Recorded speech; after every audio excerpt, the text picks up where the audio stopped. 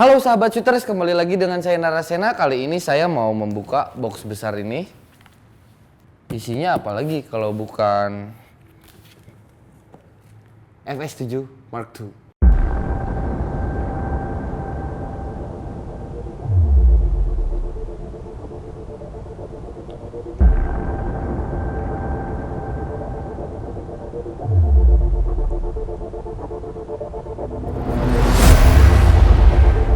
Kamera ini adalah kamera generasi terbaru dari seri FS, PXW FS gitu kan.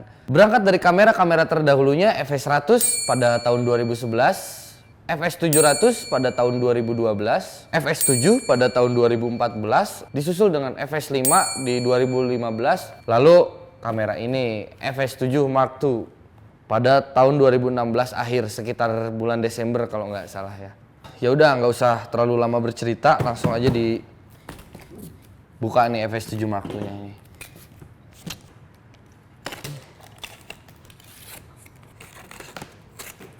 Langsung saja kita buka. Cek.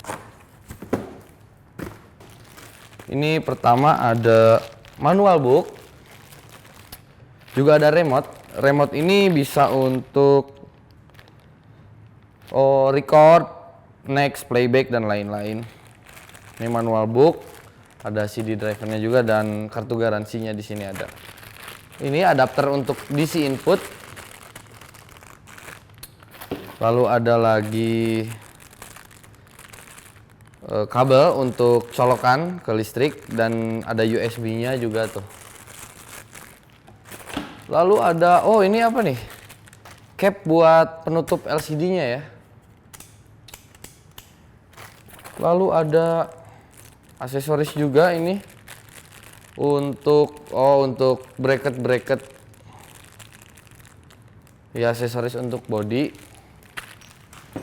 dan satu buah baterai bertipe BP-U30. Ini baterainya ya. Nah, kita buka, ada colokan lagi. Lalu kita lihat ini apa. Wah, ini hand grip. Buat gini, hand grip.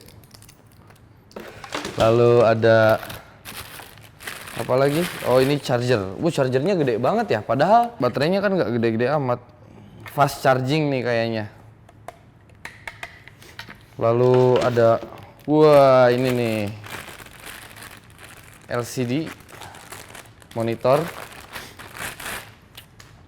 cakep. Jadi ini tuh ada viewfindernya, A-cap viewfinder.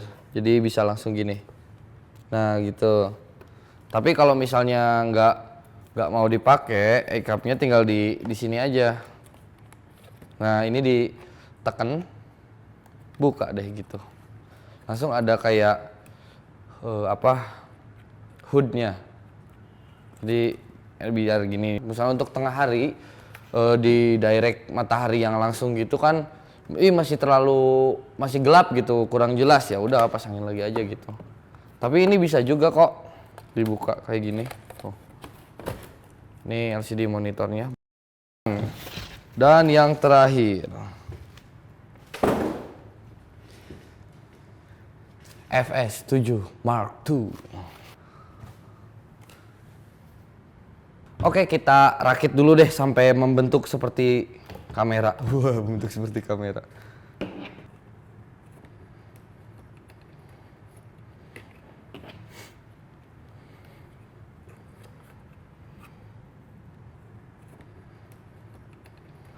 Lalu kita pasang baterainya. Baterainya di dalam banget. Nah, sip. Kamera ini lebih sering digunakan untuk produksi-produksi yang bisa dibilang serius, ya seperti TVC atau ya video komersil gitu. Lalu filmmaking, indie filmmaking, dokumenter, lalu music video dan jurnalis gitu. Jadi memang biasanya orang-orang pakai kamera ini memang untuk produksi yang serius gitu. Kamera ini berjenis Super 35 mili kamera sistem, memiliki 14 stop dynamic range atau rentang dinamis. Kalau ukuran sensornya ya udah jelas Super 35 mili nih, saya kasih intip sedikit ya. Tuh, udah nanti kotor. Super 35 mili ini memang lebih kecil dari full frame gitu. Cuma standarnya kamera-kamera sinema biasanya memang Super 35 mili. Kecuali Arri Alexa 65 itu lebih besar dari medium format. Kamera ini juga jenis mountnya adalah E-mount system seperti A7S, A6300, A7R gitu, A7 bahkan. Kamera ini juga mampu merekam 4K sampai dengan 60p pada 10 bit 422 dalam kodek XAVCI atau intra up to 960 Mbps atau XAVCL long GOP bitrate-nya up to 720 Mbps. Dengan bitrate sebesar itu, tentu saja kamera ini tidak merekam menggunakan SD card, tapi menggunakan XKD nih. Di sini ada dua slot, ada slot 1, slot 2. Nah, memang ada slot SD card-nya, cuma ya nggak bisa record XAVCI atau 4K itu gitu. Kamera ini juga bisa banget merecord raw footage, tapi dia tidak merecord internally. Jadi harus menggunakan external recorder seperti Atomos, Shogun Inferno atau Shogun Flame gitu. Jadi kalau untuk record raw nanti pakai SDI dari sini. Bisa record raw di external recorder gitu. Mungkin teman-teman banyak yang bertanya-tanya, emang apa bedanya sih sama FS7 klasik atau yang pertama? Kalau dari segi spesifikasi hampir semuanya sama. Dia bisa record 4K 60p sama seperti FS7 klasik, 10 bit 422 sama, bisa record RAW sama, E-mount sama. Nggak terlalu banyak perubahan pada sistem. Tapi ada beberapa perbedaan yang memang sangat membantu pada kamera ini. Seperti ND Variable Built-in Body.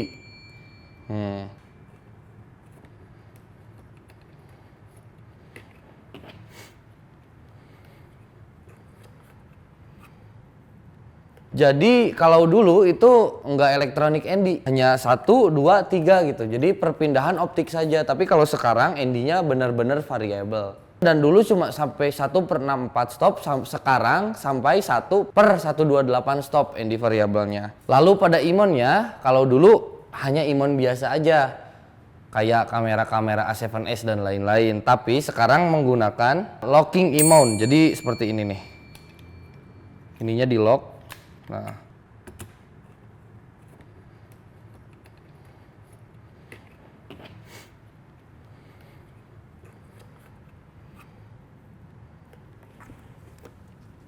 apa perbedaannya? Jadi ini akan lebih safety jika dipasangkan lensa-lensa Cine yang memiliki PL mount gitu kan, lensanya gede-gede tuh. Nah, ini akan lebih safety gitu dibandingkan cuma E-mount aja biasa tek gitu. Lebih inilah nggak kurang safety gitu kan. Teknologi PL mount itu di lock seperti ini gitu. Lalu perbedaan pada hand grip. Pada hand gripnya sekarang kita dipermudah adjustable-nya gitu. Ini bisa dipanjang pendekin di sini. Kalau yang klasik itu menggunakan screw bout di sini, jadi lebih ribet lah gitu. Kalau ini ya lebih enak aja nih ya.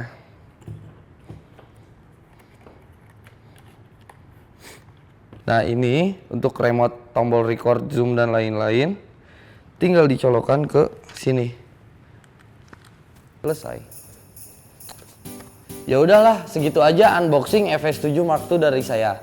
Saya memang gak akan cerita terlalu banyak di video ini karena nanti akan ada video how to use FS7 Mark II dan review FS7 Mark II. Kalau pada penasaran sama harga sewa FS7 Mark II ini atau pengen coba FS7 Mark II ini, kunjungi website Pondok Lensa di sini dan buka price listnya, atau tinggal datang aja ke Pondok Lensa Bandung dan Bali. Ya udah segitu aja deh. Saya mau nyoba dulu FS7-nya. Bye.